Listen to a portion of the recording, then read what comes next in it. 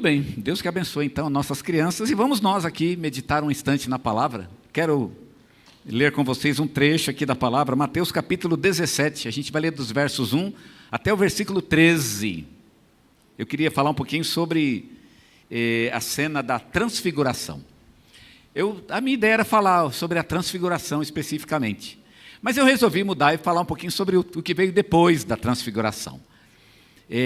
Embora é um pouco mais difícil de entender, porque para entender tem que entender a transfiguração. Mas eu quero falar exatamente sobre o que é o resultado da transfiguração, que é bastante interessante. Mas eu quero ler o trecho todo, capítulo 17 de Mateus, e nós vamos ler dos versículos 1 até o versículo 13, ok? Esse domingo é o último domingo de abril. A gente teve esse mês, o mês da Bíblia, né? O mês da escola dominical. E nós abordamos então temas que falavam a respeito da importância da palavra de Deus em nossas vidas. Estamos encerrando hoje esse tema, e a partir do próximo mês nós vamos iniciar o tema da família. Olha que coisa bonita, não é? Vamos falar um pouquinho sobre esse aspecto tão importante de nossas vidas, que é a nossa família, e o que importa para nós então como servos de Deus em nossas famílias, como servir a Deus em família. Participe, portanto, das programações, tá certo? E quero lembrar vocês também que na próxima quarta-feira a gente não vai ter o culto, tá joia? A gente vai ficar até umas 5, 5 e meia, até umas 6 horas talvez, lá no acampamento lá. E aí a gente então, para não, né? O pessoal, a gente espera ver você lá, e vamos participar então lá, e vamos ter lá a nossa comunhão, tá bom? Então, não esqueçam então que na quarta-feira a gente não vai ter a programação que temos tido na semana, tá bom? Isso foi anunciado já, mas eu estou reforçando. Vamos lá então, capítulo 17 de Mateus é o texto que eu queria ler aqui com vocês. Diz assim o verso 1 em diante.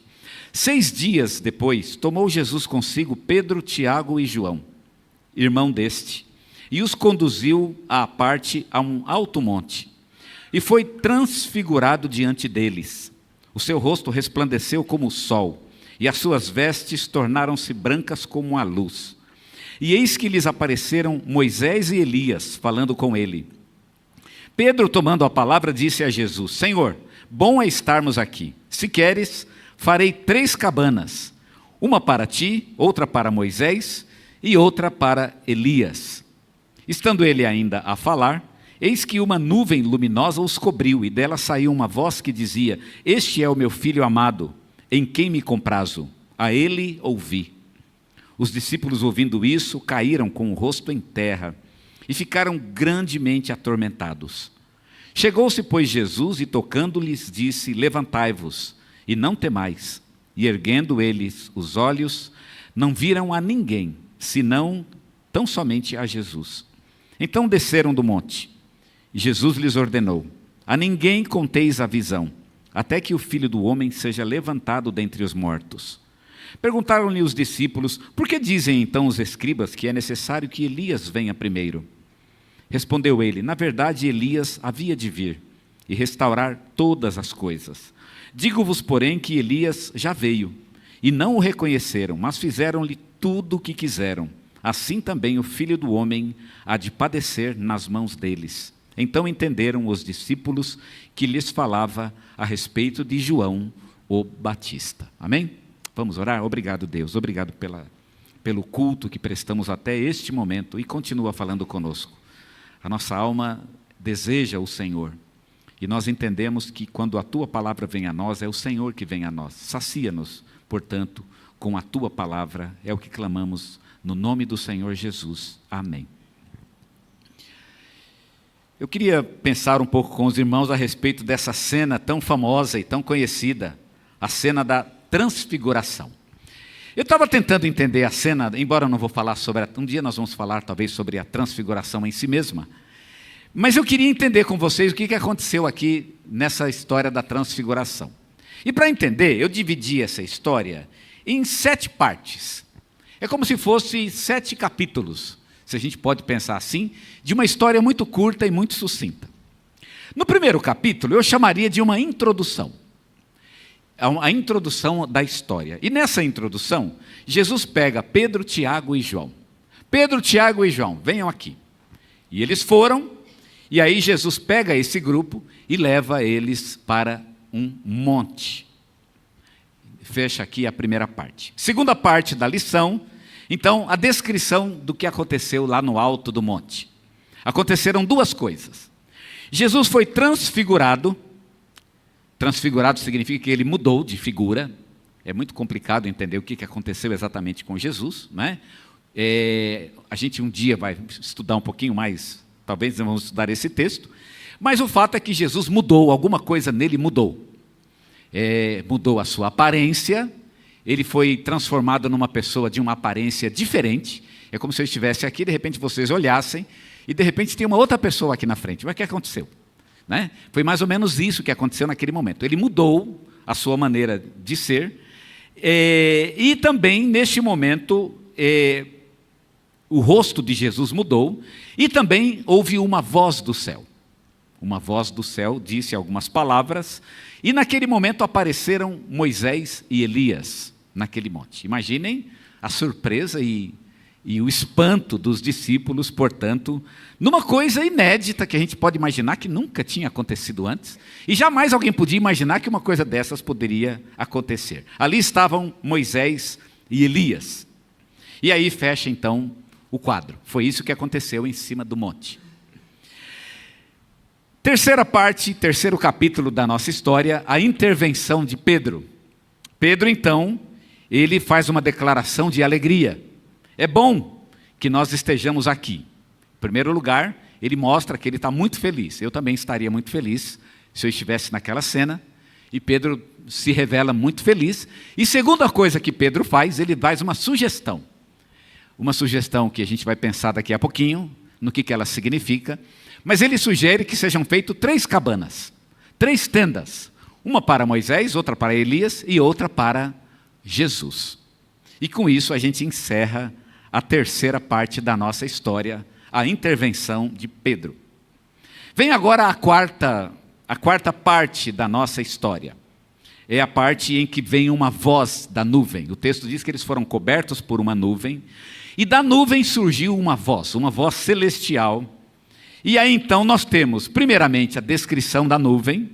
Foi uma nuvem que os cobriu, provavelmente uma fumaça, né? E eles ficaram com a visão meio turva na situação. E de repente uma voz muito forte ressoou, e a voz celestial dizia então: este é o meu filho amado, e eu fico muito feliz com ele. Foi o que disse a voz. E com isso fechamos então a quarta parte da nossa história. A quinta parte da história foi a reação dos discípulos. Nesse ponto, os discípulos reagiram. E o que aconteceu com eles? Primeiro, eles caíram com o rosto em terra. Alguma coisa, no momento em que a voz veio do céu e a nuvem os cobriu, eles de repente, não sei por que motivo, especificamente nesse momento, eles foram tocados de uma forma especial e por algum motivo eles não resistiram ao momento. Foi emoção demais. Sabe quando você fica muito emocionado, ou a cena é muito, muito incrível, e você não consegue, né, processar exatamente aquilo? Então eles tiveram meio que um pane mental, e naquele momento eles caíram com o rosto em terra. Ou seja, eles foram tomados de um temor e uma reverência, e eles então colocaram os joelhos no chão, colocaram as mãos no chão, e o rosto então foi até o chão. E então, neste momento, há uma descrição no texto, no fato de que eles ficaram com muito medo. Eu acho que eles pensaram que eles iriam morrer, né? Eu imagino que a nuvem e a voz foi algo muito impactante, e eles acharam que isso iria matá-los, e aí provavelmente foi isso que levou eles a caírem com o rosto em terra. E com isso, encerramos então a quinta parte, a parte que tratava da reação dos discípulos. Vem uma sexta parte, um sexto capítulo da história. Jesus se aproxima dos discípulos, então tudo volta ao normal. Moisés e Elias desaparecem, a nuvem desaparece, e aí Jesus se dirige aos seus discípulos, e ele diz então para os seus discípulos que eles fiquem tranquilos, não tenham medo. E essa parte é uma parte bem rapidinha, né? Ele só vai lá, toca, o texto diz que ele tocou nos discípulos, colocou a mão neles, provavelmente deu algum tipo de abraço, ou um tapinha nas costas, mas ele tocou de fato nos seus discípulos, e o toque era para acalmá-los, porque eles estavam com muito medo, eles estavam tremendo de medo, Então, no versículo 7, Jesus intervém, tratando então os discípulos com essa atenção para que eles não fiquem com medo. E o versículo 7, então, marca, o versículo 8, então, marca o final da visão. Então, a visão termina e aí a história da transfiguração acaba. A transfiguração é incrível. Eu até acho que a transfiguração ela é o fim de uma sessão que tinha começado no capítulo 14. É a resposta para um problema que começou no capítulo 14, que foi a morte de João Batista. E os discípulos ficaram com muito medo quando João Batista morreu. Porque gente que confiava e cria em Jesus começou a morrer. E os discípulos faziam parte do grupo que confiava e que cria em Jesus. E a resposta de Jesus, entre outras, é a transfiguração. Exatamente, a transfiguração é o clímax daquilo que Jesus tinha para dizer aos seus discípulos, que era algo realmente muito difícil de ser dito. Primeiro, que o próprio Jesus iria passar pelo que João Batista passou, ou seja, o próprio Jesus iria morrer, e em segundo lugar, que os discípulos também iriam morrer. Jesus ele foi bem enfático na primeira parte, dizendo que ele mesmo morreria, mas ele tomou um pouco mais de cuidado, e por razões óbvias, para explicar para os discípulos que eles também iriam morrer. Nenhum deles iria morrer uma morte natural, com exceção de um apenas, que foi João. Todos os outros discípulos de Jesus iriam morrer por morte matada, né? Como a gente fala lá nas terras do norte, lá, né? Morreram de morte matada. Portanto, essa foi a cena da transfiguração. Hoje, eu não quero falar aqui sobre a transfiguração especificamente, embora ela seja realmente fascinante, mas eu resisti a essa tentação e eu quero falar sobre a reação dos discípulos. Você já parou para pensar se você estivesse lá? Como seria? E eu quero hoje pensar sobre a maneira como os discípulos viram a transfiguração. Como eles reagiram à transfiguração. E eu quero começar dizendo que não foi uma coisa boa. Eu quero falar muito mal dos discípulos, embora eu não possa julgá-los, não sei como eu reagiria se eu estivesse lá, mas eu quero hoje mostrar para vocês que os discípulos não tiveram uma boa participação na transfiguração. Eles foram decepcionantes, de fato. De fato, Jesus ficou decepcionado, eu imagino, com a reação dos seus discípulos, e eu também fiquei muito decepcionado. Eles realmente não tiveram uma boa reação.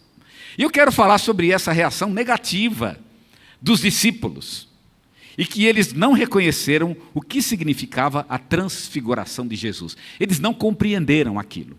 O final da história, e vão acontecer várias coisas que estão relacionadas com a transfiguração a partir de agora, e a gente vê nitidamente na continuação da história que os discípulos então não sacaram o que tinha acontecido naquele momento. Eu quero mostrar aqui, para a gente não sair fora do nosso texto, eu queria mostrar 3 coisas que mostram que eles não entenderam a transfiguração. Primeira delas, eles não caíram com o rosto em terra na transfiguração. Eles caíram com o rosto em terra depois, quando a nuvem os cobriu e a voz veio do céu. Mas na transfiguração, não. Na transfiguração, eles acharam bonito. Foi que nem uma diversão assim para eles. Não tinha um show, né? Sabe quando você vê um show muito bonito? Eles viram um show. É como se Jesus tivesse feito um show para eles, e eles receberam como se fosse um show, algo para deixar eles muito contentes, e eles expressam de fato a sua expressão de alegria. Nós estamos muito contentes de ver isso, é muito bom estar aqui, olha que gostoso. E até fizeram uma ideia, que eu acho que foi totalmente de mau gosto, vamos fazer 3 tendas, 3 tendas, que coisa esquisita, não é? A ideia de Pedro, 3 tendas, e Pedro, como é que você vai fazer 3 tendas? Meu filho, como é que você vai fazer o quê? Tá bom, faz 3 tendas, eu quero ver. Cadê pano? Eu imagino que eles não levaram pano para fazer 3 tendas. Levaram? Eu acho que não, né? Eu imagino que não levaram madeira para segurar esse tecido, né? Imagino que não tem estrutura. Como é que vão fazer 3 tendas? Que coisa esquisita que Pedro... E por que fazer 3 tendas? Qual é a ideia de Pedro? Vamos fazer 3 tendas e... Aí vamos brincar de acampamento? É isso ou não? Nós estamos aqui para brincar de acampamento? Essa é a história? Então a história das 3 tendas é muito estranha. Se Pedro falasse até, vamos fazer uma tenda, eu até talvez entendesse, vamos fazer uma espécie de um tabernáculo aqui, né? Eu até podia pensar assim, porque um tabernáculo evocaria o Antigo Testamento, onde tem um tabernáculo que era uma tenda. Eu até entenderia, mas 3 tendas? Quer dizer, vamos fazer uma para Jesus, uma para Moisés e outra para Elias. Eu já achei isso estranho. Primeiro, para que fazer 3 tendas? Eu não sei o que quer dizer que Moisés e Elias vão ficar lá. Vão dormir ali, é isso ou não? Vão ficar por ali mesmo? Eu achei uma coisa totalmente sem sentido e não teve nenhum cabimento naquilo que eles falaram. Mas tem uma outra coisa que eu achei mais grave do que isso. 3 tendas. Eu acho que Moisés e Elias devem ter ficado muito, muito bravos, né? Meu filho, mas que 3 tendas? Mas que mané 3 tendas? Rapaz, você acha que eu vou fazer uma tenda para Moisés, uma para Elias e outra para Jesus? Quer dizer que os 3 são a mesma coisa, sim ou não? Nem pensa na ideia de fazer, vamos fazer uma para Jesus, e nós, como servos de Jesus, vamos fazer até. Não, vamos fazer logo 3. Como se Jesus, Moisés e Elias fossem como tivessem em pé de igualdade, assim, né? Os 3 são iguais. Não parece assim? Que coisa esquisita essa história das 3 tendas. Mas eu vejo que a história das 3 tendas, ela mostra a coragem de Pedro, naquele momento, de falar uma besteira. Porque quando você tem coragem de falar uma besteira, é porque você está confiante para falar uma besteira, não é? Eu, de vez em quando, falo alguma besteira. E quando eu falo besteira, via de regra, eu estou confiante para falar essa besteira. Mas de onde eles tiraram a confiança para falar aquela besteira? Exatamente no momento da transfiguração. Não era um momento para temer? Não era um momento para ter um temor santo? Não era um momento para se ajoelhar e para começar a glorificar a Deus? Não era momento para isso? Isso é momento de falar besteira? Então a primeira coisa que eu quero mostrar, os discípulos não entenderam porque falaram uma besteira, coisa que Jesus nem, né? Acho que ele virou para Moisés e falou, deixa para lá, né? Esquece. Não considera, deleta, tá certo? A história das 3 tendas mostra, portanto, que eles não estavam entendendo o que estava acontecendo. Pode ver que a prova diz que quando veio a voz do céu e a nuvem os cobriu, aí eles caíram com o rosto em terra. Por que não caíram antes? É porque eles não entenderam o que estava acontecendo. Para ele, na cabeça deles, era como se fosse só um momento agradável. É uma hora gostosa, tipo assim, aquele louvor gostoso, né? E que não tem efeito nenhum na vida. Você sai daqui e continua do mesmo jeito, né? Só foi gostoso, só está gostoso. Mas é isso? Jesus fez o negócio para ficar gostoso? É para isso que ele foi transfigurado? Não foi. A transfiguração tinha um sentido muito mais profundo. Eles não entenderam e por isso é que eles disseram então aquele momento, não caíram com o rosto em terra. Uma segunda coisa que eu vejo que eles não entenderam foi eles colocarem Jesus em pé de igualdade com Moisés e Elias. Olha que bonito, Moisés, Elias e Jesus, nessa ordem, né? Moisés, Elias, mas como nessa ordem? Que maneira é essa ordem? O que está acontecendo aqui? Gente, vocês estão diante de Jesus, ele é o próprio Deus. Mas não, aqui eles têm uma ideia de colocar os 3, né? 3 tendas, como se os 3 fossem o mesmo desrespeito para com a figura de Jesus. E por fim, uma última coisa que eu quero mostrar, e que provavelmente isso mostra que eles não estavam entendendo, é que eles ainda estão preocupados com a tradição dos escribas. E nós temos aqui uma demonstração no versículo 10. Quando eles acabaram de passar pela transfiguração, e eles viram Moisés e Elias, e aí o texto falava que Elias haveria de vir, né? Porque o texto diz, Malaquias diz que Elias haveria de vir antes do Messias, e eles viram Elias. E agora eles chegam para Jesus e falam, bom, Elias veio, não é isso? O Messias está aqui, mas Elias não deveria vir antes? Né? Então eles chegam para Jesus e falam, mas Jesus, os escribas dizem isso. O que aconteceu não combina com o que os escribas disseram. O que a gente pode perceber é que havia um choque entre aquilo que eles acreditavam e aquilo que eles estavam vendo. Eu não quero entrar aqui no mérito, né, desse choque, porque ele merece um estudo mais detalhado sobre isso, mas é interessante que a menção deles, da tradição dos escribas, mostra que eles estão meio atrapalhados. O que Jesus está fazendo não está combinando com a tradição dos escribas.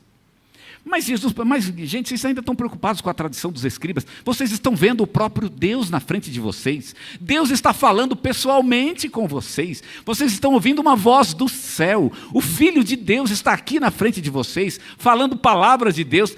E vocês me perguntando sobre a tradição dos escribas. Ainda se fosse pelo menos o Pentateuco, né? Fosse pelo menos algum livro da lei. Mas vocês estão falando de tradição dos escribas. Vejam, parece que eles não estavam entendendo o que estava acontecendo. Vamos admitir que eles, eram homens como nós, e faltava para eles uma coisa muito importante que nós temos hoje, e eles não tinham, que é a cruz e o significado da cruz. Eles ainda não sabiam que Jesus iria morrer. Então eles estão vivendo antes da cruz. Vamos dar esse desconto, mas mesmo assim, irmãos, é triste pensar que os discípulos, eles não estavam entendendo o que estava acontecendo. E não é à toa que quando Jesus desceu do monte, e assim que ele desceu do monte, ele chegou num lugar e os seus discípulos passaram aquela noite tentando expulsar um demônio. Esse é o texto seguinte. E passaram a noite tentando expulsar um demônio. Quando ele chegou naquela casa, estava aquela confusão e a família disse: Jesus, vem aqui ajudar, porque os seus discípulos tentaram a noite inteira e não conseguiram expulsar o demônio. E a resposta de Jesus foi: ó geração incrédula, até quando eu vos suportarei? E há muita discussão sobre quem é a geração incrédula, mas o contexto parece mostrar que são os próprios discípulos. Jesus está se referindo aos seus discípulos. Vocês são uma geração incrédula, vocês não têm fé. Até porque eles perguntaram para Jesus: por que nós não conseguimos expulsar o demônio? E a resposta de Jesus foi: porque vocês não têm fé.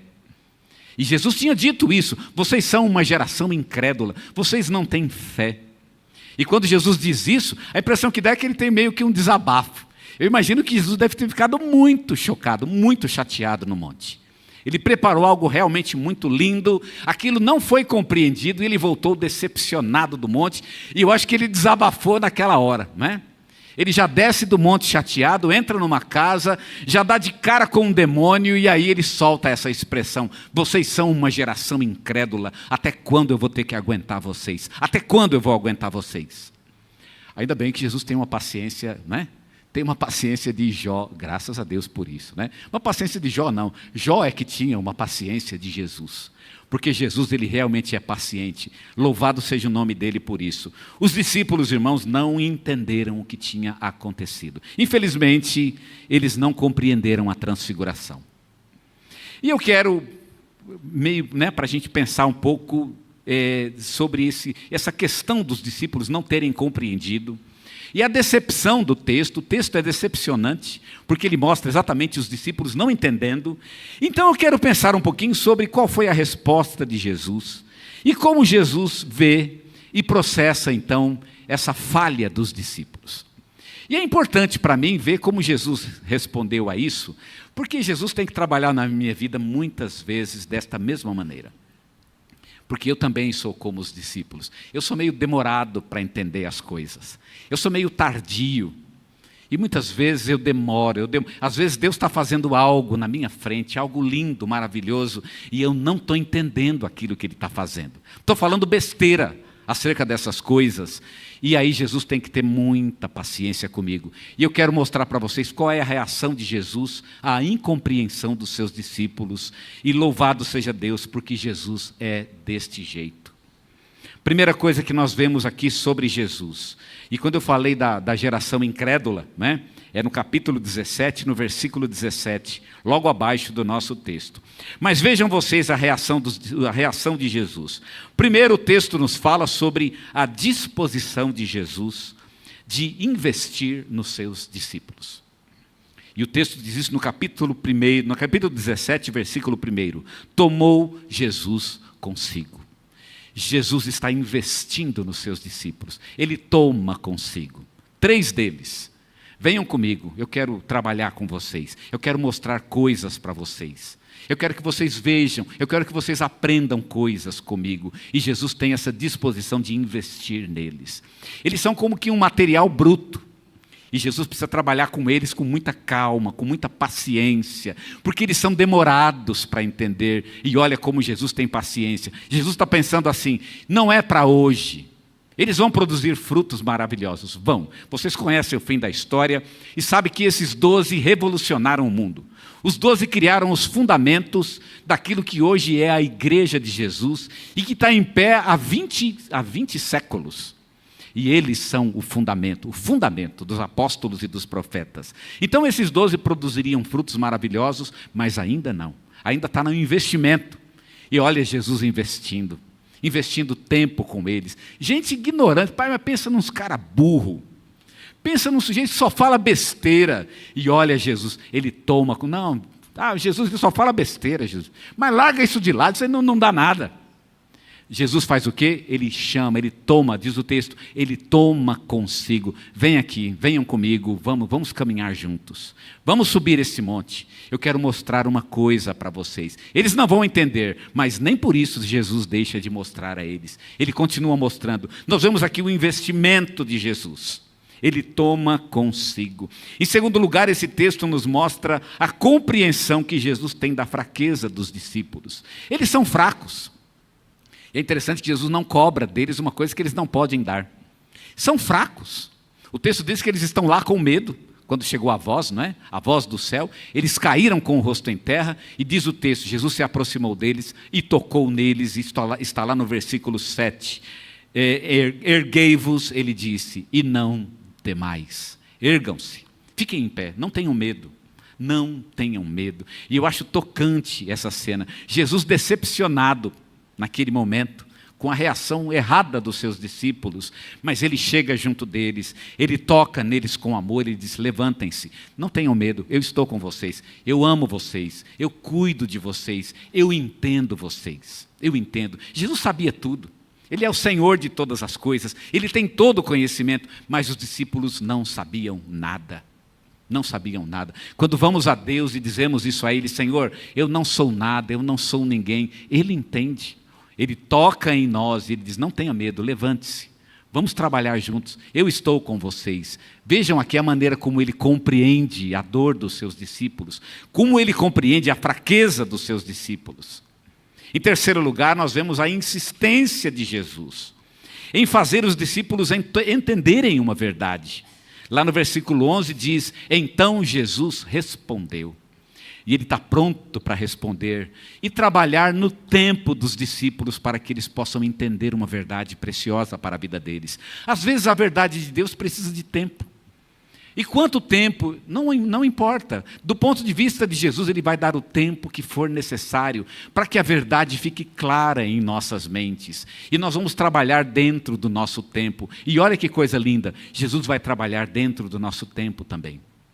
Ele vai trabalhar dentro do nosso tempo. Vamos lá, dia após dia. Às vezes vai levar 1 ano, às vezes vai levar 10 anos. Às vezes vai levar 20 anos, não tem problema. Ele vai trabalhar o tempo que for necessário para que no final nós possamos compreender a verdade dele. Vejam aqui a maneira como Jesus Cristo insiste em fazer os discípulos entenderem a verdade. Ele está sempre insistindo nisso.